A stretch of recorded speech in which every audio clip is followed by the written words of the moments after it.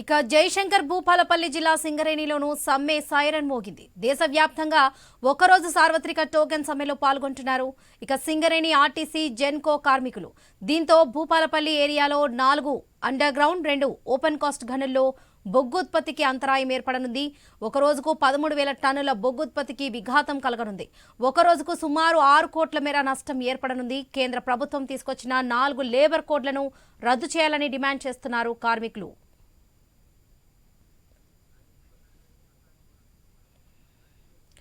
ఇక వరంగల్లోనూ సార్వత్రిక సమ్మెకు పిలుపునిచ్చాయి వామపక్ష పార్టీలు. సార్వత్రిక సమ్మె బంద్ పిలుపుతో ఎనుమాముల వ్యవసాయ మార్కెట్ కు సెలవు ప్రకటించారు అధికారులు. ఇక దేశవ్యాప్తంగా సార్వత్రిక సమ్మెకు ఇదే విషయానికి సంబంధించి పూర్తి అప్డేట్స్ వరంగల్ నుండి మా ప్రతినిధి ప్రశాంత్ అందిస్తారు. ప్రశాంత్,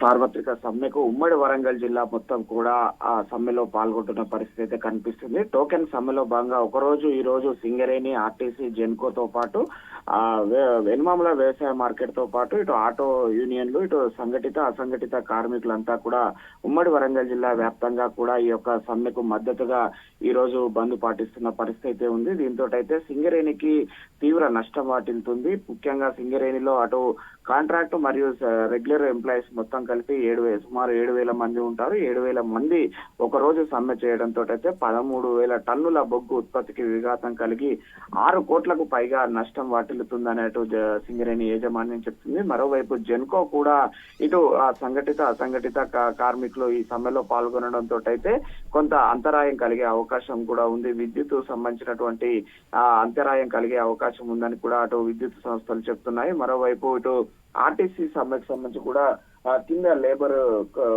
స్థాయి కార్మికులంతా కూడా ఈ యొక్క సమ్మెలో పాల్గొంటున్నారు.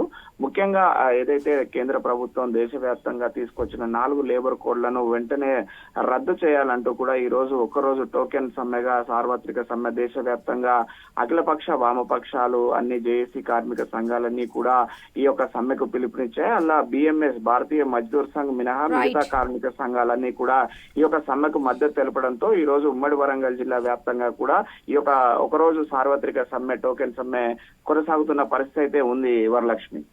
Right Prashant, thank you.